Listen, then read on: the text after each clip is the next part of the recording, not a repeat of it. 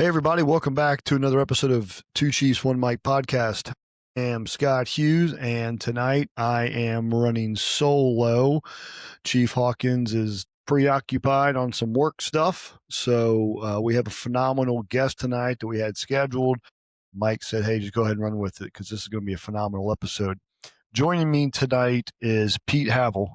Pete is the author of the book, The Arsonist in the Office, Fireproofing Your Life Against Toxic Coworkers, Bosses, Employees, and Cultures.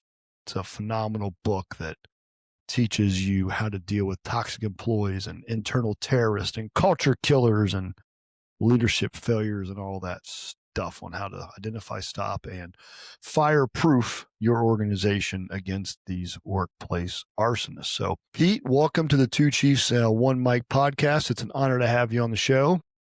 Thanks, Scott. Feels like false advertising with only the one chief, but we're gonna make do. It should be the One Chief Without Mike podcast tonight, That's right? So, Pete, for listeners who haven't read the book, tell me, first of all, what inspired The Arsonist in the Office? I guess the inspiration came down to, and I don't encourage everybody to write a book because some of them may never go anywhere and they may do nothing with it. But for me, it was me honestly putting pen to paper and trying to figure out what the heck happened in a really crazy environment. I say officially that my book is fictionalized, taken from real life, and it certainly is a real life situation. But yeah, I had and was put in a impossible, illogical, and at times really difficult situation. Thought I would kind of make light of it in the book, but I needed to make some sense of it. And my hunch was, if I could figure out what the heck happened, I might have some insights to help other people that find themselves in the same environment. You know, you have been all over the country. You've spoken at the IACP conference. You've spoken at numerous state police association conferences. Your company now goes into organizations and fixes organizations. You teach leaders around the country in public safety sectors and the private sector on how to improve morale and culture and really how to handle these difficult employees. And I know through my travels and my speaking engagements, you know, I call these people internal terrorists. And we always say that the reason we have problem employees is because we allow them. And leadership needs the tools and the techniques to effectively deal with that. They need to learn how to communicate and go after these folks, not in a negative way, but go after them to either A, make them better, or B, show them the door that the organization can continue to prosper and be a good place that people want to be around. I feel like, you know, the old saying that it spreads like, you know, cancer is so true. So you come from the private sector, you're not from law enforcement, but you saw through your book and through your speaking engagements that there was a need to take these concepts and take what you're talking about in this book, apply it into the public safety sector. So how did that all kind of like come to fruition? You mailed me this book. I didn't even know who you were, and this just showed up in my office one day with this awesome note that said, Scott, go put out some fires. Enjoy. What was it that made you say, hey, I need to take this book and the concepts in this book and get in front of primarily law enforcement organizations outside of what you do for the private sector? It was, and I encourage leaders, well, and you're a shining example of it, the power of the internet, the power of social media, put my thoughts out there on LinkedIn. And darn it, if I didn't have some of your peers, other chiefs, other, sergeants, lieutenants, rank and file officers saying, I can name every character in your book out of my department. And so it was a natural fit because some of the things I talk about, the leader who's already checked out, the troublemaker who is given a pass because of who they know, or in policing, who they went to the academy with, that manager that's not up to the job and maybe got their job because of internal politics or, a number of different things other than they want to do the job of leading other people. All of those things kind of came together in a perfect storm. Hearing from enough peers, it was one of those things where like they say with the description of a duck, you may not know exactly that it's a duck, but it's got webbed feet, it's got some feathers, it's got a few other things. This is probably a duck. So yeah, y'all self-identified. Send my book out enough and met great folks like you and other leaders across the country. And yeah, it's a pleasure of a lifetime for a guy like me who's never worn the badge, never been through what some of y'all have been through out in the field, but being able to say, I haven't done that, but I've been exactly where you are in trying to fix a department or survive a department. I've been through those kind of wars. Yeah, I mean, we're dealing with people, right? No matter what, whether they're wearing a uniform or they're not wearing a uniform, public sector or private sector, we're dealing with people. And I always say that everybody's going through something, and you never know what those issues are. And how common, in your experience, is the toxicity allowed to evolve because of, for a lack of better words, Pete, leadership? In other words, I struggle to think that toxic employees are allowed to exist in an organization where you have involved supervisors, you have hard chargers, you have people that are out there taking care of their folks. They're leading by example. They've got good morale, they got good culture, they've given them the tools, the equipment, the resources to do their job.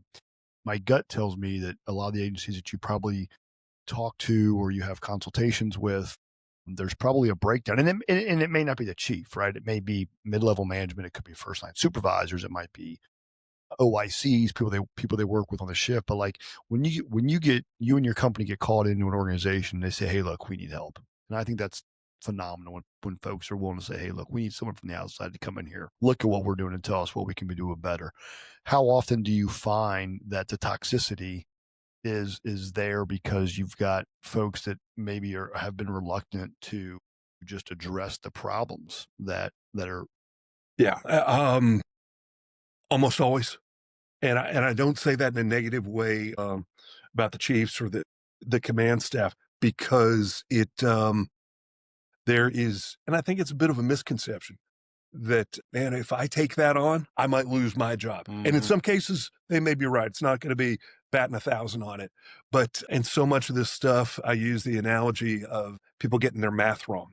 They look at it that, if I take on the high performing troublemaker, the guy that's, the loudest voice in the room, that even if you're leading the department, you've got that person who's perfectly positioned to cause trouble. I'm going to lose that battle. Or I've only got 2 years. I've put everything in place at this point to get out, to move on, to get what y'all deserve because you guys work your butts off. You're in difficult jobs and you deserve a fantastic retirement. But those chiefs that are in there and decide, you know what, I'm not I'm not going to put anything at risk, even you know the risk of the enjoyment of officers leading good lives inside that department. You got to put a little something at risk. And I say constantly, that you could become heroes to a lot of people just by pointing out the elephant in the room, realizing that you've got some power as the chief to say, I can do something different here and maybe leave that as my legacy. That opportunity's there. I never tell people risk your career on this. Folks have families and everything else, but you do the right things in identifying the challenges you've got and figuring out what 3 or 4 things can I do to improve the situation in our culture. You are doing some transformational stuff that you're going to be proud of and your department is going to be grateful for. I know when I came into the organization I'm in now, every organization has growing pains, and there's things that need to be addressed. And organizations that I've been around through my trainings and speaking engagements, it seems as though everybody knows who the problem toxic employee is, or the arsonist in this case. Like, they know who they are. And I have found that in a lot of organizations, especially if you're coming from the outside, they being the non-arsonist or the non-toxic folks, they are all watching you as the CEO or as the new boss to see what you're going to do, right? Like, what are you going to tolerate? What are you going to say? Nah, baby, nah, we're not doing this. And it's not the toxic employee or the arsonist. It's everybody else who's watching that really is why we exist, right? Why we need to make these organizations the best is not not because of this one person. It's all these other folks who are out there trying to do the right things for the right reasons because they all can identify them. And, I've seen cases where when that toxic employee is removed, you can just sense the overwhelming, like, we can breathe again, right? We can just kind of get back to what we need to do. So, obviously, absenteeism is a big one, like a warning sign. What are some of the warning signs that you talk about in the book that leaders, regardless of rank, can be on the lookout for? That could be a telltale signs, because I think there's this, and correct me if I'm wrong, you're the expert here. Your name's on the book, not mine. Tell me, I guess misconception might not be the right word. I feel like some people think that, like, these guys and gals walk around with a uniform or shirt that says I'm the toxic one. And I think some of that is true, right? I think in some cases it's obvious who the toxic employee is because of the absenteeism rate or the sick time, or just the general attitude, that they exhibit in the day to day. For law enforcement, maybe it's the citizens' complaints that they generate, or maybe it's the use of force numbers that are rising, and they've triggered some early warning systems. Maybe it's locker room gossip. Like, some of those folks, they're readily identifiable. It's easy to point to them and go, "Yep, that's them." Those folks, in some ways, my opinion would be, they're easier to identify. They're easier to figure out. And again, you can go after them, make them better, or show them that this may not be the best place for you. I want to talk about the ones that maybe aren't readily identifiable, right? They're hidden in plain sight, that are probably doing more damage than you realize because, like, they're not in your face. Talk us through, what are some of the things that maybe bosses need to be looking for, listening for, paying attention to, that might give you a clue as to who those individuals might be inside your organization. I think some of those things, and often their leadership statements or lack of leadership statements, those people that, and there's some wisdom that goes with this statement, unless it's taken too far. And it's things like the officers that are taught and actively recruited to keep your head down and shut up. And basically, that Hmm. is your key to success. That person who's shutting up is never asked the question of, "Hey, let's break down this incident on what happened. Tell me what you'd do if you were the leader." Getting Essentially teaching your people through experience on how to become better. That supervisor who only wanted the raise, they only wanted that moving up in the organization, be able to say they did it, or to make their pension a little nicer. I can't fault anybody for that, but one of the things you're there to do is lead. Is If you're not making people better, you're missing out on half the responsibility of leadership, but frankly, a lot of the fun of it as well. You're cheating yourself if you're being that selfish leader. The person that looks the other way when they see that other toxic, and probably that toxic peer in leadership, act out, retaliate, send a loud and clear message that somebody is going to be punished, often for reasons that may not be completely legit, that everybody is silent about it. As a leader, you've got some responsibility to stand up. And if bad things are happening in one part of the department, they're probably happening in others. I look at departments going through scandal now, some of the ones that may go national. One of the things when I'm talking with departments that are facing corruption or having scams within their department, much like looking at cancer, that's broken out. If somebody is found to have lymph node cancer, the doctor's assumption is never, well, it's in that lymph node. Now they're checking around in the rest of the department, and if we've lowered our standards, more than likely that cancer, if it hasn't spread yet, it's spread from people learning both from the inaction, like you talked about, as well as the action of their leaders. But often that inaction, the person that says, "Yeah, I'm not taking on that battle." If it's a battle everybody knows and that every other leader has ducked before, if you're that new leader, they're going to judge you as you're just like the rest of them. And the opportunity there to be able to say, "No, I'm not, and this is an opportunity for our culture to get better," I encourage those leaders to take it. We don't hire people. We don't put somebody through an interview and say, "Why you want to be a police officer?" and then get an answer like this. "I want to be a police officer in your organization because I want to, in 5 years, be a toxic employee I want to be abusing sick time. I want to be an internal terrorist. I want to cause drama. I want to stir the pot. I want to do as little as possible. I want to hide in the parking lot with my head buried in my phone. I'm not going to write any tickets. I'm going to do the bare minimum to get by. I'm going to burn every ounce of time I possibly have. That's why I want to join your organization. Like we don't hire those people. We allow that to develop, and sometimes over time, that's exactly what occurs. I've had this conversation with numerous people across the country. You have to grab that culture, and you have to own it, right? You got to model it, you got to lead it, you got to cultivate it. Like you got to make it yours. And to do that, especially if you're coming in from the outside into an organization where you don't know anybody, you might as well tell your wife and tell your kids or tell your husband and tell your family you're not going to be around for a while because you're spending that much time at that organization. And I say all that to say that's a lot of work. And to your point, it's easy to just be lazy, right? Like that Absolutely. you're chasing that date and you know when that date is.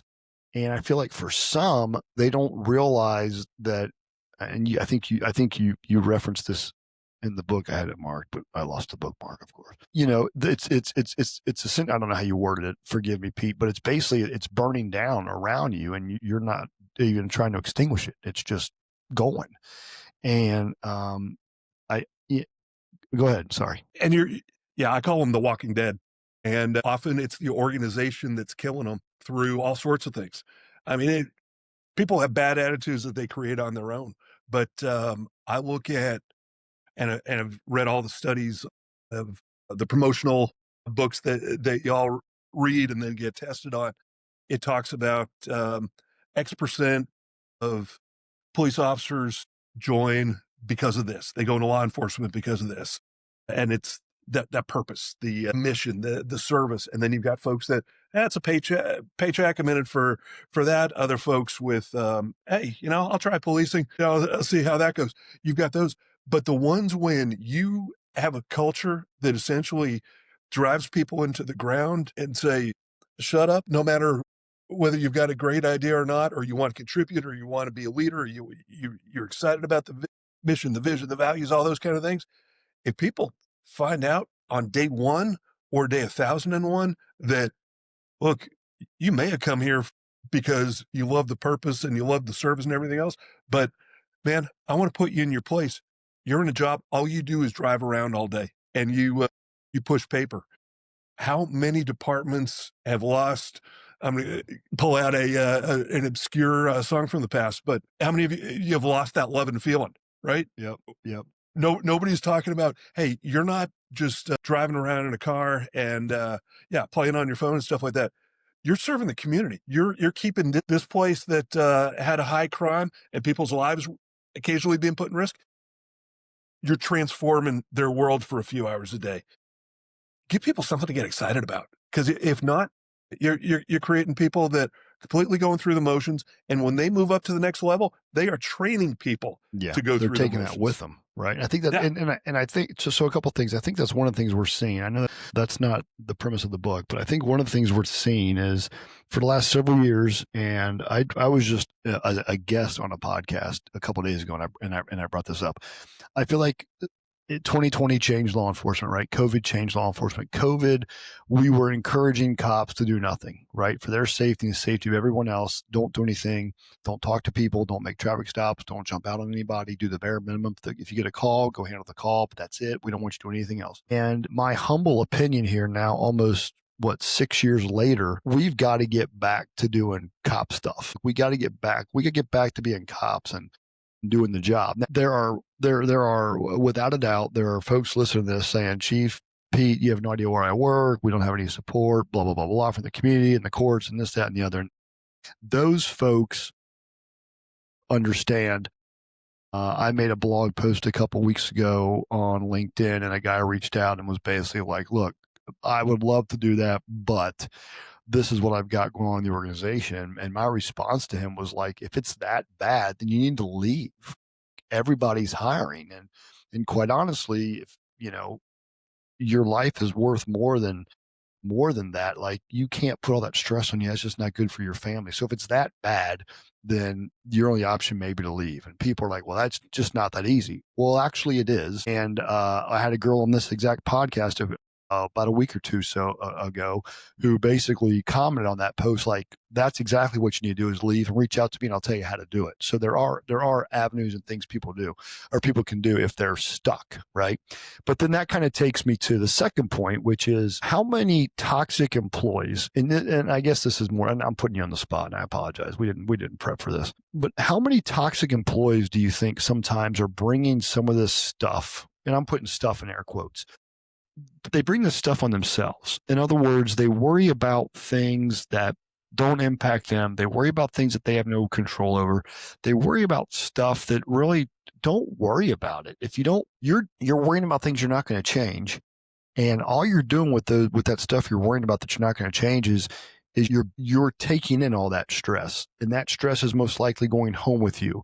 And when you get home, you're probably disengaged. You're not a good father. You're not a good husband. You probably are just checked out. Lord help us, if you're drinking or doing things worse than that heavily, because that's just a spiral, right? Uh, so I'm curious. That was a lot right there. I apologize, but I'm curious in your travels and in your speaking and when you do your consulting stuff, do you see that? Do you see folks who Sure. are taking on too much stuff and it's like, just let it go, man? There's so much in the space. I mean, because when you've got dysfunction, it's not just one flavor of it, right?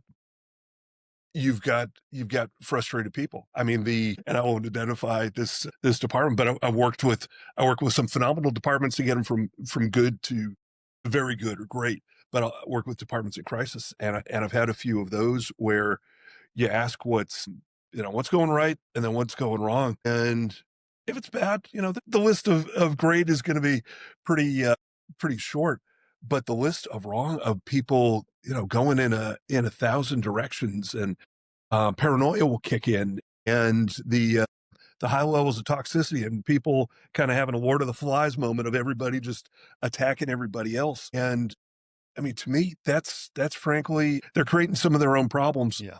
but it's the sad state of what happens when nobody wants to call balls and strikes in the organization. And that's leaders not charting the right course. And I'll give you an example of that to follow on that example of one of the worst places that I've trained. It became absolute chaos that day, starting with one thing. And that is the leader of the organization said, we've got toxic people in there, began talking about everything in us versus them. Oh boy. Oh boy. And when it advanced to the day I began a long stretch of training in the department, unbeknownst to me, the chief had gone on vacation for 2 weeks During the class? during the class, Well, there. which you Wow, could not wow. play out, you could not draw a picture any more clear about that than everybody else is the problem. They Mm. need training and I don't. And it sent a message loud and clear that I don't even know that he knew he was sending, but it was some of the first words out of people's mouth of, "Wait a second, where's he?" You know, People get it. you say that, and I have been in numerous locations doing leadership training and improving culture morale and all that kind of stuff, classes and speaking engagements, and I'll hear this at a break. It never fails. Someone or someones will walk up to me and they will say, "The people who need to be here aren't here," Yes, right? that's right. Or I'll hear, "I really wish our chief was here. I really wish our patrol captain was here. I really wish so and so was here because we're good at this level. It's this level Yeah. that, they're Yeah. just so far removed." So, And that statement, I bet, Scott, was not one of, well, sometimes it may be of anger or bad mouthing, but mostly it's of regret of mm, employees who love what they do and want the place to be better. And they're wondering, we could be doing so much, but where are they? They're not on the field. we hire good people to do an extremely difficult job again, I don't want to keep saying the same thing, but we sometimes allow this behavior to occur, and sometimes we can't see our own self and kind of what we're doing. Because I think in some ways you get the higher up you go, obviously the more stuff they throw on you. That's why they pay you more money, right? More That's responsibilities, right. more to do. And the further you get removed, if you're not tuned in, if you will, with what's going on, and it may not even be you personally, right? I always say, when I started at my agency and where I'm at now compared to where we are now, it's not recognizable, and it's not because of this idiot that you're looking at right here listening to. It's because of the people that work for me and the programs that they've suggested, they've instituted, they've done all the work. I'm just some guy that sits in the corner, right, and goes to a couple meetings every day, but they're doing all the hard work. And so for me, it's you may not have your ear to the ground, but you got to have people that are out there with their ear to the ground. And those people that you have out there with their ears to the ground have to be on your team as the CEO of the organization. If they're not on your team, I think, correct me if I'm wrong, again, you're the expert, not me, that if they're not on your team, those individuals could end up becoming a different, I'm going to say it this way, a different level of toxicity. And now you're dealing with people that you need to trust, right? And your That's right. command staff who are actively working against you. You've got patrol people who are a hot mess. Like that is just a recipe. Right. And yeah. And then it gets to the point where they're calling you like, hey, you got to fix this, Pete. Fix us. You can say whatever you want to, but if it's being blocked by people, if supervisors have learned I don't pass anything down, and oftentimes it's partly leadership's fault in that if they're not explaining it, if they're not connecting it to anything, if that thing that totally makes sense at the upper level because you understand the total picture is being sent down the food chain to people who have never had the dots connected for them in various ways. If the communication's not there, all sorts of things are going to die. Can I toss in one Yeah. comment Please, please, on please. what you're describing in a department where the leader isn't getting information? This comes out of I actually just about an hour ago put up something on LinkedIn, and it's about Jamie Dimon, the guy that heads up Chase, JP Morgan Chase. And it's about busting through the barriers of communication. And that is essentially his view that once you become the top guy, nobody wants to tell the big boss bad news. Mhm. Some people may have learned I shouldn't pass along any news because it's safer. Whoever goes in that office up to that floor has a minute with raising a concern to anybody. They may be retaliated against, they may be terminated, they may be bullied, they may be just made uncomfortable and becoming part of that Walking Dead. So Diamond goes and actively seeks out information, goes to places and says, hey, what could we be doing differently here? What could we be doing better? And some insecure leaders are going to be really afraid of that in those middle Mhm. levels. So chiefs out there, go where people don't expect you to go. Show up, ask questions. If you screw up on something every once in a while, it's not going to be anything at the level, putting yourself in the papers or on the witness stand or something like that. Mhm. Show you're human a little bit. Admit a mistake, say, here's what I learned from something, and have people, because I think we talked about this once, learn stuff from various parts of life. And growing up, my parents were perfect people. And I'll define that by I never heard them admit a mistake. And what does that cause you to do in your life? You're not wanting to Right. make any mistakes because you see the consequences of you have a little bit of fear going into any of those conversations. But you have a chief that says, "Guys, I don't want you to repeat what I just did. Here's Right. something I Right. learned from back when I was an officer." You say those kind of things, you're opening the floodgates to people understanding it's all right You're human. to goof up a little bit, and everybody's done it, including the person that is the leader here. And what are you doing when that happens? Maybe reducing the chance of a lawsuit, maybe reducing the chance of an incident, something going from, okay, this is a headache to, okay, this is something that just put us in the news for a week straight. Yeah. You brought up a great point. I think that is, I feel like as a chief, nobody comes in my office and says, are you good? Right. Like people don't walk in and go, hey, chief, you good today? You just had a major incident occur in your community, or you got a political issue that's going on. You've got drama in the schools or an HOA or this, that, or the other. and you're in the middle of it because of your position. Nobody walks in and says, "Hey, everything good with you?" They just keep adding on with their own problems. And I just had this conversation with someone recently, and that is that, like, that's what I signed up for as a chief. Like, I know that I'm not going to get people, and I don't, people come in checking on me. Like, it just ain't going to happen, right? I mean, it's lonely at the top. It is lonely at the top. Like, that is no joke. But, and I hate to say the word, I hate to use the word but, because it cancels out everything you just said. An English teacher taught me that a long time ago. However, we are still human. We do make mistakes. We don't always communicate the way that we wanted to communicate ideas, or communicate us at whatever it might be. And sometimes when we communicate, those messages can become misunderstood, and those messages can be lost in translation. That email that was meant to be one way is perceived this way. And, we're all human. And I think you brought up a great point, and that is, like, I'm okay with telling someone, "Hey, my bad, I'm putting my foot in my mouth." Right? Like, I made an error, I made a mistake. I have always tried to.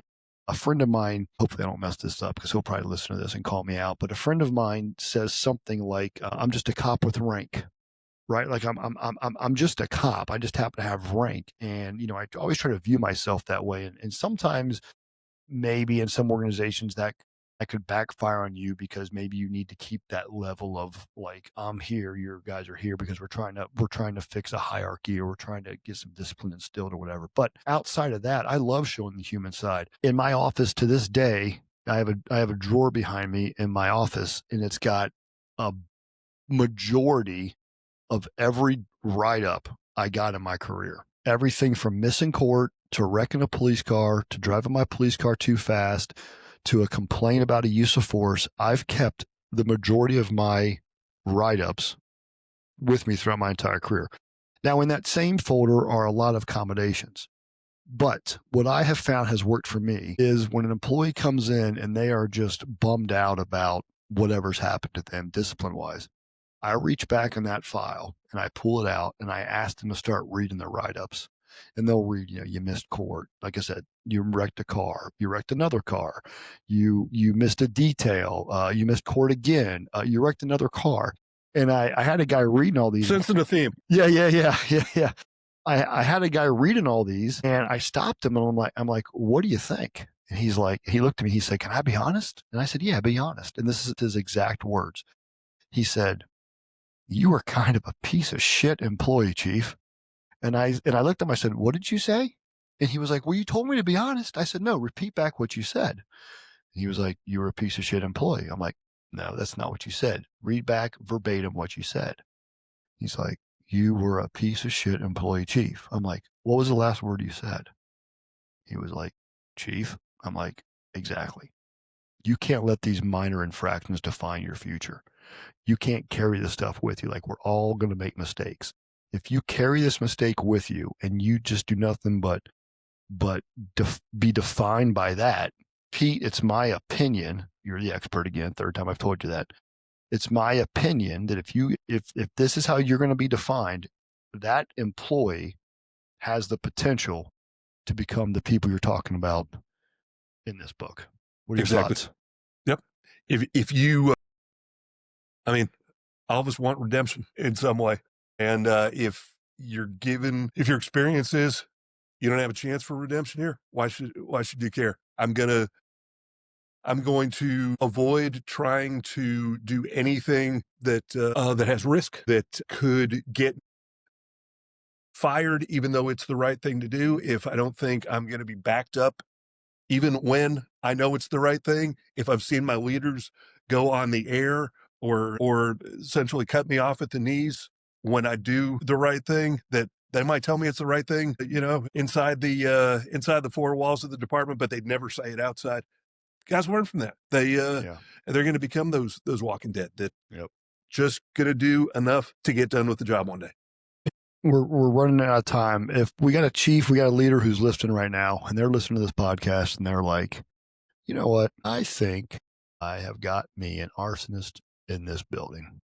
What would you say is the first thing that person should do? That person being the leader.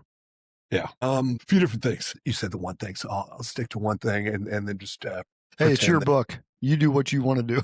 I'll just pretend it's not 12 things in a row. I'd say come to understand your responsibilities in fixing that.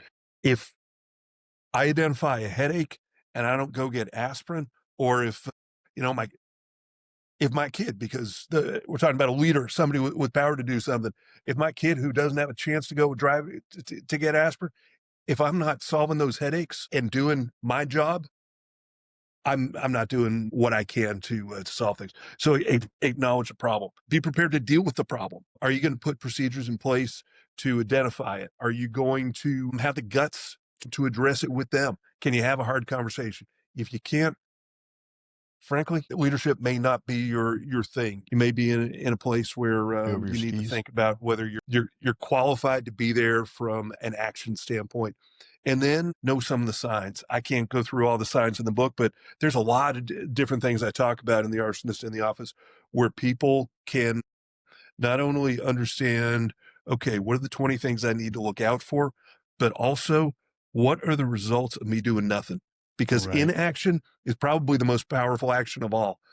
And if you see a problem and you don't deal with it, you've got legal liability, you've got retention problems, you may have financial issues. It may cost you your career of seeing something that didn't feel right and then doing nothing about that. If you've got that fiduciary responsibility or just common sense and decency responsibility and you're not doing anything, you're hurting your team, but you also may be hurting yourself. So for either selfish reasons or egalitarian reasons, where did that word come I from? don't know. I like it. If you're doing things for other It was a people, good word.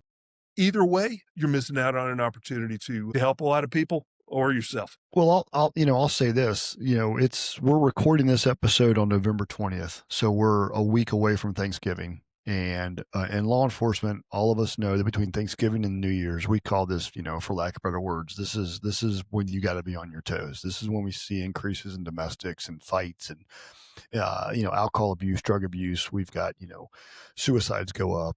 We're just dealing with a lot in these next 30 to 45 days.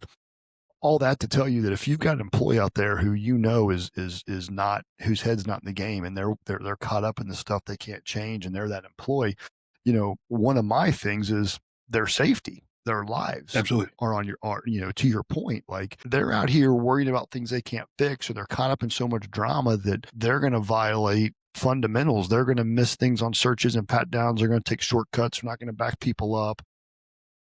They're so aggravated with stuff that they're pulling right up in the front of domestics, and they're getting ambushed when they get out of their cruiser. There's a whole assortment of things from a safety standpoint that leaders should be going, oh yeah, you're right. I probably should do something about this because I've got these people out there. So, Pete, listen, and I don't want to take. I appreciate you coming on. I don't want to take a ton of your time.